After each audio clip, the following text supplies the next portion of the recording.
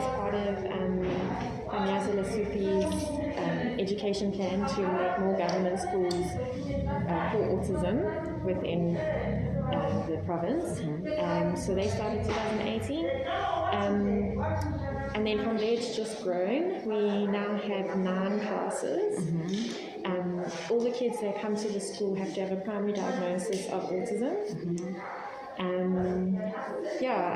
Last year the therapy department got started. So I'm the OT there. We have a speech therapist, we got a nurse. Each class has a teacher and an assistant in the class. Because autism is a spectrum, we have ranging from low supports right through to high support. We try to group the classes according to age and level of support. That must be such a challenge. Yeah, we've tried very hard this year to make sure so that it's age appropriate for the kids, but then also that they get the support that they need. So we can take you around and show you a bit of the school. Of course. And how many learners do you have? So we have 73 at the moment. Yeah, 73, and are pretty full to capacity. We try not to have more than 10 learners in a class, obviously because of the support that they need. And even then, we only have 10 learners in the classes that are more low support. The more high support classes we try to have a little bit less because they need more one-on-one attention. Yeah. Wow. It's incredible. I personally know very little, and I guess generally everybody knows very little about autism. But how, in layman's terms, as a condition, how would you describe it? So I think the biggest thing with autism is that they really struggle with social interaction. They struggle to know how to relate to others. And with that comes communication as well. So they struggle with communicating what they need, what they want. And I think the thing to remember is it's not because they don't want to, it's because they just really struggle with that.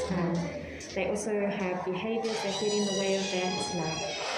We talk about repetitive, restrictive behaviors like stimming, like it's their body movements. And that's, you'll often see kids with autism, flicking fingers, banging heads, spinning, and that's because it's something their body needs in order for them to cope, They just most children with autism have sensory issues, so they generally either need more sensory inputs or they really struggle with too much becomes overwhelming. Yeah, so you'll see a lot of ear blocking, even closing eyes, then this rocking like this is just because the world is too much. And that's why it's really nice to have a school that's specifically for autism, because then you can address those things. We can make sure the classrooms aren't too visually overwhelming, not too many pictures on the walls, not too many bright lights. We are very mindful of like the noise level and those kids that are sensitive, so then that's why it's nice to have a school that specifically caters to their needs, as a general community. There's so many questions that are in my mind right now, but I also wanted to ask about, it looks, the children here, are they all children in need? Do they come from spaces that are disadvantaged? Yes. What is like your enrollment criteria? Sure, so you would have to ask our acting principal about that, because I'm new, I've only been here for a year, and then because of lockdown we went here for a while, and because when I came the children were already admitted and were already full to capacity. We haven't had that many new ones coming in, but they come straight from district, so district does all the enrollments for us. The number one criteria is that they need to have a primary autism diagnosis from a doctor, and then, but yes, around your question, they do, so we I want to say supply, that's not right. We cater for the Johannesburg South District. Yes, so we actually have school transport. I'll be with you now.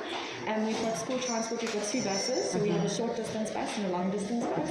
And our long distance bus goes as far as Innervale, Asia, all the way there. And then our short distance bus is obviously within the area here. And generally, yes, the parents that we have come from low socioeconomic backgrounds. They struggle to pay school fees, especially now with COVID. A lot of them have lost their jobs.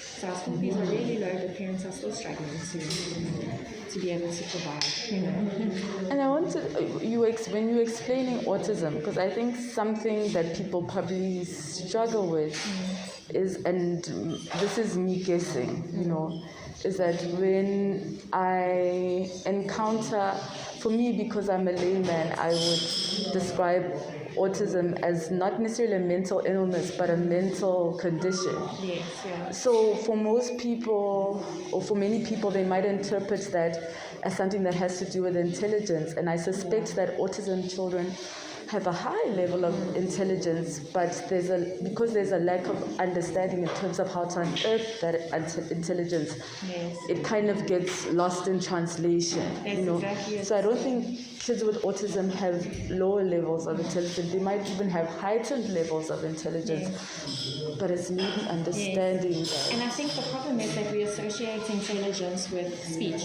you know, because you can tell someone's smart by the way they interact and the way they speak. But now with autism, that's their biggest area of difficulty, is their communication and their language and their social interaction. And that's why we judge them as not then being smart. Exactly. But there's so many stories like about people that haven't had speech but have been able to unlock, you know, there's adults with autism that have been able to write books.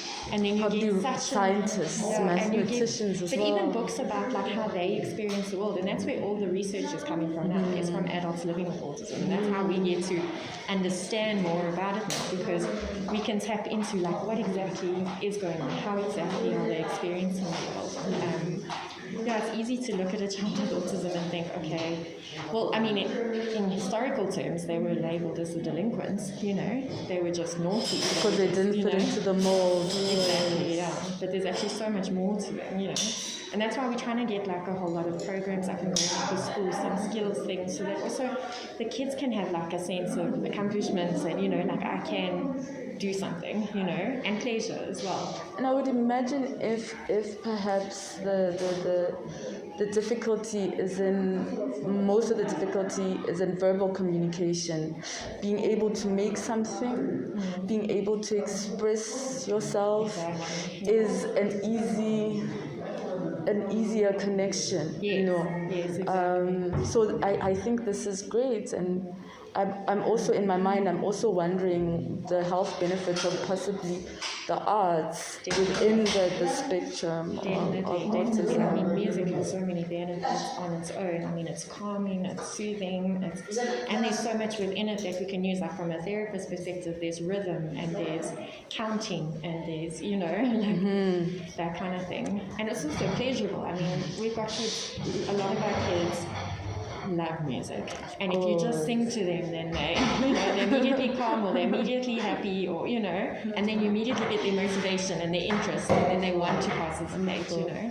And having said that, how much I know, I can imagine since 2018 it's been a lot of work, like building the schools and really laying the foundation, but what I really want to understand as well is that how much of your programming includes the arts, and how are you, I can imagine it's probably either starting to grow, but also how are you looking to maybe integrate it more and see how you develop the curriculum that you have. Yeah. So I can tell you how we landed up here now is, so our school follows the DCAPS curriculum, which is the differentiated curriculum, you know, that they use in mainstream, but it's the adjusted one.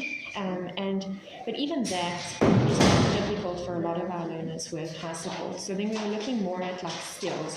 What sort of skills could we involve? And especially what this came out of is we this year decided to have a skills class, which is like our school leaving class. So our school takes from 3 years up until 14 years currently, but then there isn't somewhere for those kids to go. So we've got up until so we've got up until 15-year-olds. So we made like this leaving class, and with them, I was trying to find things that they can contribute, you know, so we set up like a gardening program, you know, so that it's a skill they can learn. They can garden at home, recycling, you know, sorting the different things, because you can also get money back from recycling, the plan is for this year to do like basic food prep, car washing. Some of the boys were doing car washing with our grounds manager. Tuck shop, we want to set up tuck shop so they can learn about interacting with others, greeting, what would you like, basic money exchange, like a very important skill. And then also shopping to get the stuff for the tuck shop. So that's where this all came out of. And then we looked at music as well. And my acting principal, she suggested Marimba, and then that's when I got researching. But we've also had actually another music program come in. They do preschools, and they come in and do a little bit of dance, but also using music, singing, that kind of thing. And we've had one lesson with them, and the kids really responded to that. The more verbal kids went home and told their parents about it, and the parents are obviously thrilled to see their kids doing more neurotypical things, and being able to participate in different projects. And because it's also difficult, kids with autism don't play like normal kids, and they don't have friends like normal kids, and they struggle with doing like team sports like normal kids. I say normal, but I mean neurotypical. Neurotypical. Okay, this is a nice term normal. Now I know. Yes. Don't be your neurotypical. No, because what is normal, right? Yeah, exactly. Wonderful. I shouldn't hold you back too much, but I just have one last question. Parents, are they active? Do you find that they're more active and more involved? Do you try to find strong, because I would imagine a parent with a child with special needs would probably have to be more available. Yes, so my acting principal would know, she deals more with the parents. Me being the therapist, I'm not in direct contact, but we have tried to set up programs which is called an individualized education plan, and that's when we get in the parent to come at a set time, and then we get the teacher and the HOD and the therapist and the nurse, and then we all sit down and we say, okay, what is the plan for this child? What are you struggling with at home? What would you like help with? This is what we want to work with at school. And it's kind of so that we can have an open channel of communication so that we're working on the same things, and also so that we know what's going on at home, and maybe we can help them. Maybe they need visuals, they need pictures, or like a routine that we're doing, and some stuff that we do at school can be carried over at home. That's a lot of dedication for everyone. I would imagine that in this environment there is no room for not being dedicated. Yes. No.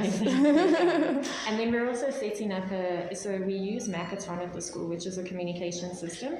It's basic signing. So as you speak, you sign. So it's like sit down, stand up, let's go to toilet. And the speech therapist, we send a video home every Friday to the parents with a few signs for the week, and we send it to the educators as well. And we found that this way, like, the parents can also be involved with using the signs, like so everything's seamless. And using it at home. And we found that the parents really appreciate that as well. Yeah. It's very basic principles of education, like